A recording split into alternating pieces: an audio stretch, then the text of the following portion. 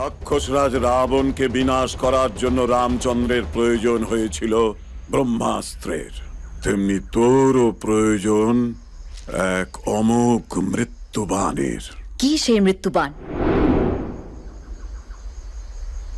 তোর মৃত্যু। আমার মৃত্যু?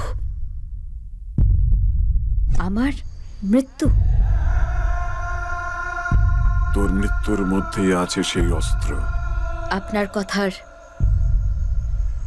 অর্থ বুঝলাম না গুরুদেব। দধিচি মুনির অস্থি দিয়ে তৈরি হয়েছিল দেবরাজ ইন্দ্রের অস্ত্র, সমস্ত অশুভ শক্তির ধ্বংসকারী বজ্র। তেমনি তোর আত্মাহুতিতেই সৃষ্টি হবে অশুভ আত্মার বিনাশকারী মৃত্যুবাণ, যার নাম অরুন্ধতী। অরুন্ধতী।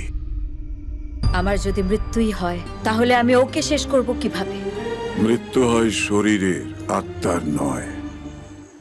ওকে শেষ করার জন্য তোর পুনর্জন্ম হবে।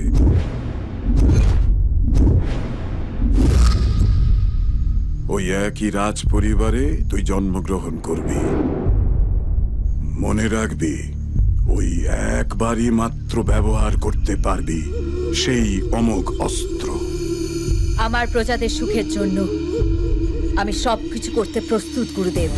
আমার মৃত্যু দিয়েই আমি সৃষ্টি করব ওর মৃত্যুবাণ।